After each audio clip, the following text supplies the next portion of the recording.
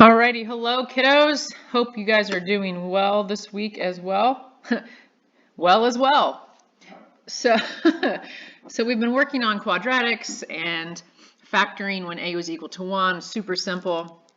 Then it was a little bit more challenging when a was not equal to 1, but those kiddos who I worked with and saw their work as well online, you guys have done really well.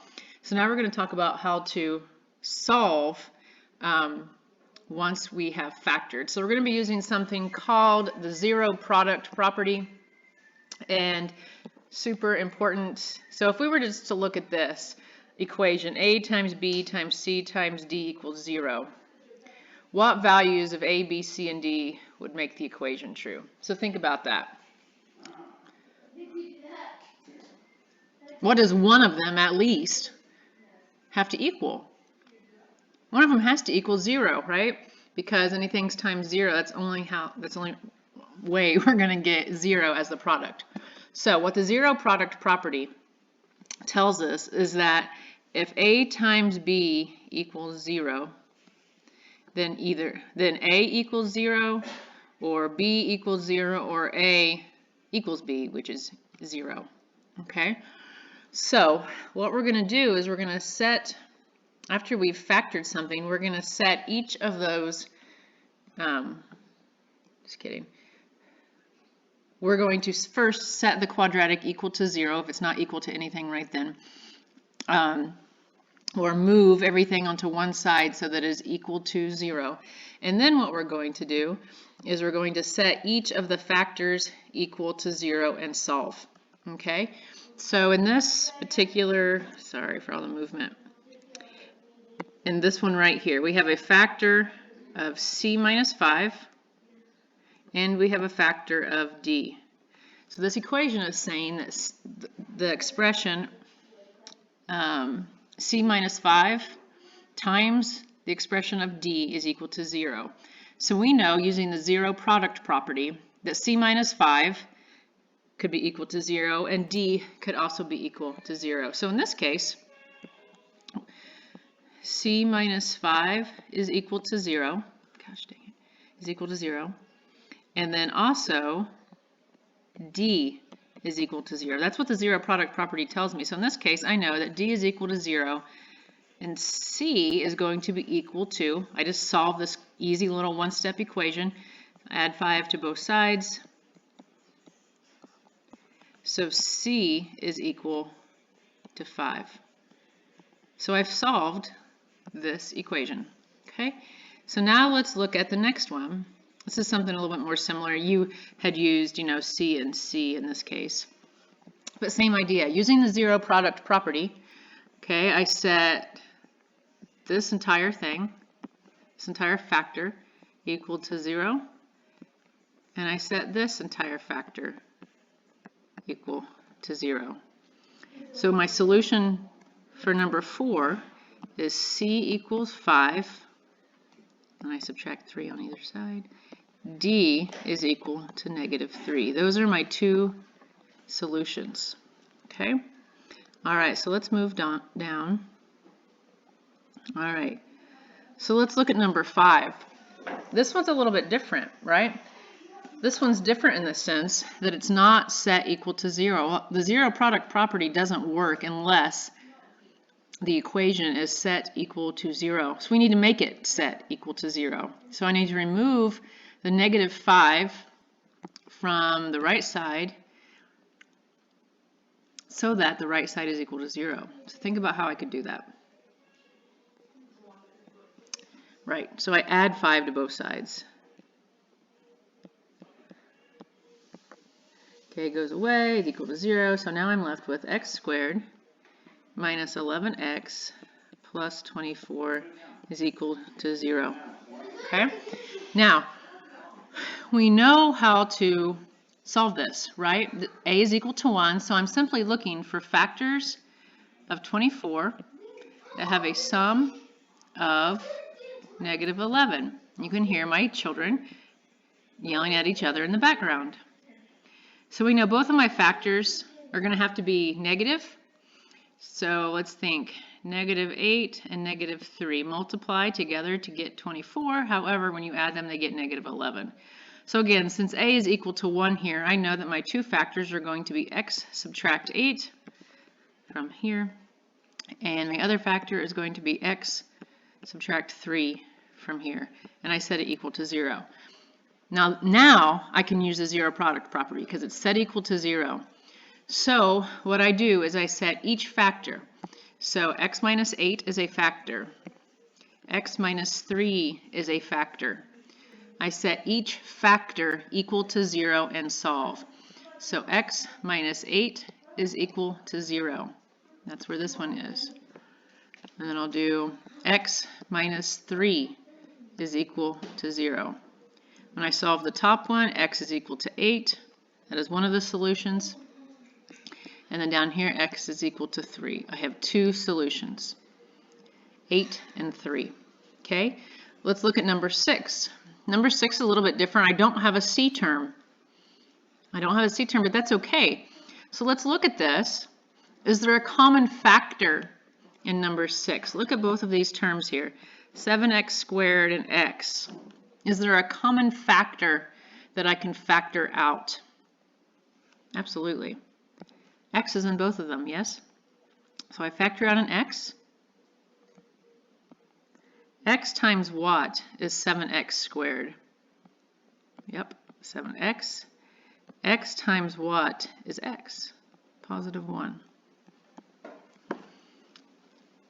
So I factored 7x squared plus x to x and the quantity 7x plus 1. So again, I have two factors. I have the factor of x, and I have the factor of 7x plus 1. It's set equal to 0, so I can use the zero product property. So I set each factor equal to 0. So x is equal to 0, that's where this guy comes in. And then 7x plus 1 is equal to 0. Now, a lot of people will want to do this quickly, and they won't subtract the 1 on each side and then divide by 7, and they'll come up with negative 7 as their answer. Kind of just doing quickly things in their head. However, that's incorrect, right? So please take the time, especially when you are new to this, to actually write it out. Subtract the 1 on both sides, you get 7x is equal to negative 1. And actually do the step right here. This is where most people make the mistake when they do it in their noggins. So my two solutions to this number 6 equation is x is equal to 0 and x is equal to negative 1/7. Okay, two solutions there. All right, let's look at number 7. So now I have 7r squared minus 14r. How would a pirate say it? 14r equals negative 7. Okay. Well, I always want to be able to use the zero product property, and right now I cannot because it's not set equal to 0. So the first thing that I must do is get it set equal to 0. So I'm going to be adding 7 to both sides. So now I have 7r squared r minus 14r plus 7 equals 0. Now, at this point, I could go ahead and use the AC method, multiply 7 and 7, get 49. Look for factors of 49 that have a sum of negative 14. Okay, but what's easier is to look at the three terms that I have right now, the three terms, 7r squared, negative 14r, and 7. Is there a common factor in all of those? Absolutely. 7 is a common factor there. So let's factor that out and make it easier on ourselves. So 7 times the quantity r squared minus 2r plus 49. Julie, that's not correct. Oh my goodness. Hold on. All right, let's erase. There we go. All right. Plus 7, I was being silly, equals 0. Okay, now a is equal to 1, so it's easy. All I have to do is find factors of 7 that have a sum of my b term, which is negative 2. And what mistake did I make? I'm trying to go back up here. Hold on. 7. That's not gonna work out right. Hold on while Mrs. Williams thinks here. Oh, duh. Not only did I make a mistake once, but I made a mistake twice with the same number. Gee willikers. All right. It's 1. 7 times 1 is 7. Gee willikers. Okay, so now I'm finding factors of 1, much better, that have a sum of -2. You guys probably caught that long time ago, but you weren't there to help me. So I apologize for my slowness. All right, so I know it's going to be -1 and -1. And because I multiply those guys together, I get 1, positive. And if I add them together, I get -2. So that's what I want. So I have 7 times the quantity x minus 1 times the quantity x minus 1 is equal to 0. So let me fix the screen again. All right, is equal to 0. All right, so we could write that, 7 times the quantity x minus 1 squared. Same thing, right? But now, all I do is set each factor. This is a factor, and this is a factor. They're the same, okay? So all I have to do now is write at one time. X subtract 1 is equal to 0, and again, I use that 0 product property. So in this case, x is equal to 1. Alrighty, now hopefully I don't make as many mistakes on number 8 here. Let's get that one ready. Let's actually blow this up a bit. Okay, so now I have 2d squared plus 5d minus 12 equals 0. Alright, so I have nothing common in the 3 factors. It is set equal to 0, so that is good. I don't have to move anything from one side to the other. Now I just have to factor, and I'm going to use the AC method. So I'm going to be identifying my A is equal to 2, my B is equal to 5, my C is equal to -12. Okay, then I find my magic number, which is A times C, which in this case is 2 times -12, which is -24. So I'm finding factors of -24 that have a sum of my B, which is 5. Okay, so I'm thinking, -24, +1, that's not going to get the sum that I want. I'm thinking -6, +4, that's going to be a sum of -2, that's not what I want. I flip it and it's positive. What about 8 and -3? They multiply together to get -24, and you add them together to get 5. So that's what I want. Now remember, this one is not A is equal to 1, so there's a couple extra steps involved here. This is where I rewrite the trinomial, but now I split the B term. So 2d squared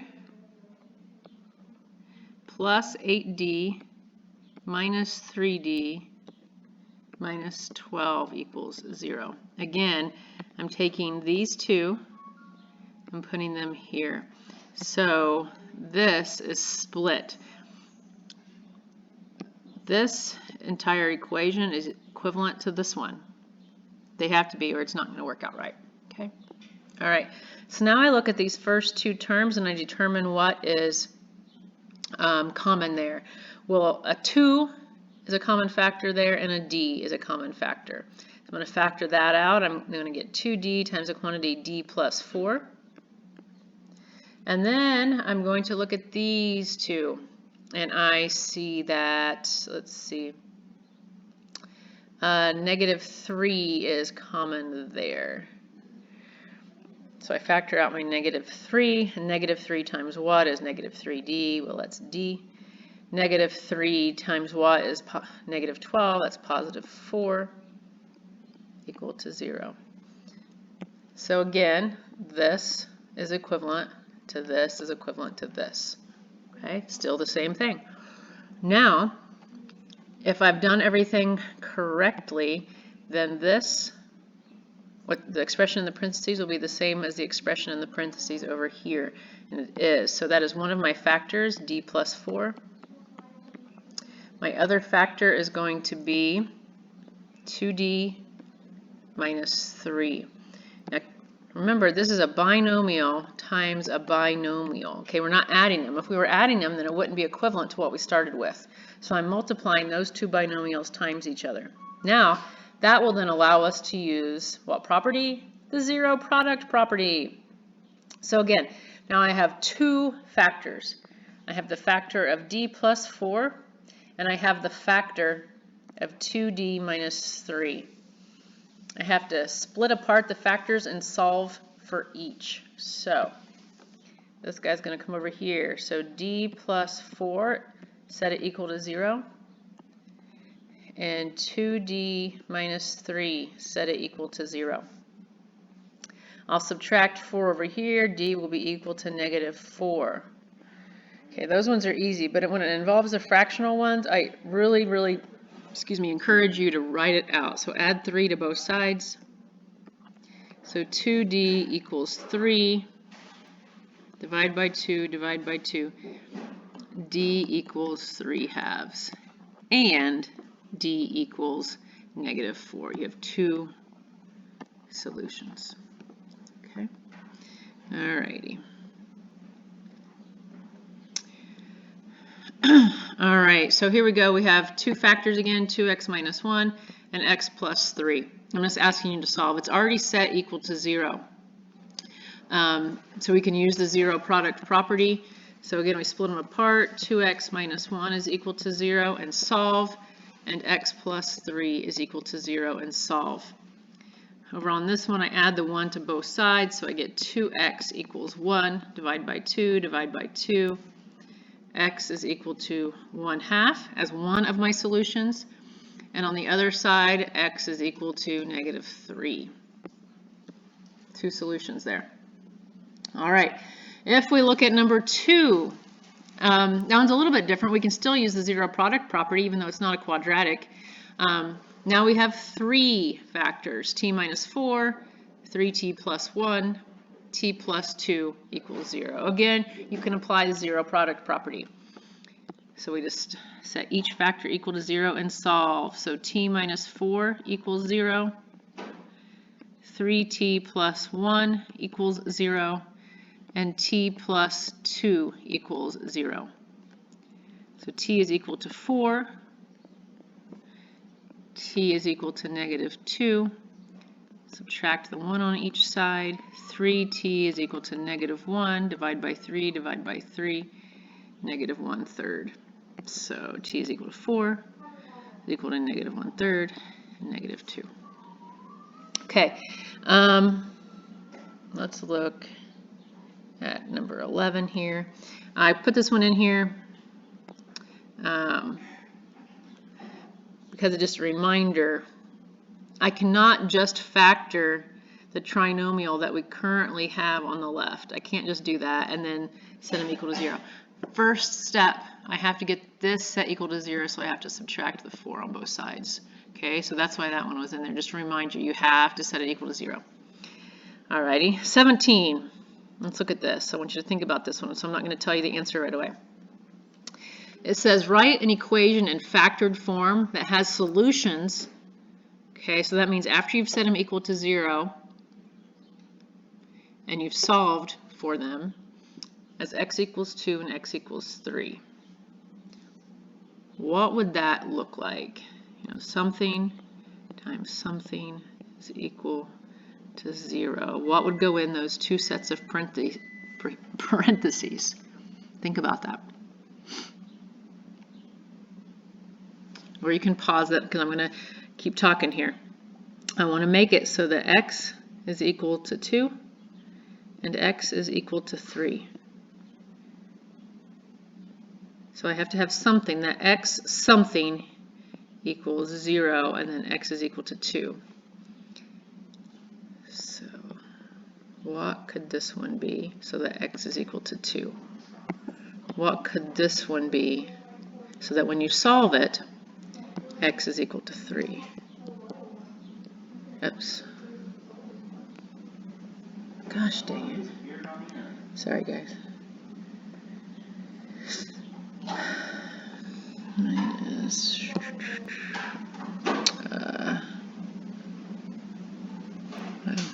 I know this one is going to be x minus 3 is equal to 0, right? Because then if I add 3 to both sides, what's my solution? X is equal to 3. So then, what would be my other one? What would be my other factor if my solution was x is equal to 2? Okay, what if I told you that I have my solutions of -4 and 7? What would it look like in factored form? What would it look like in factored form?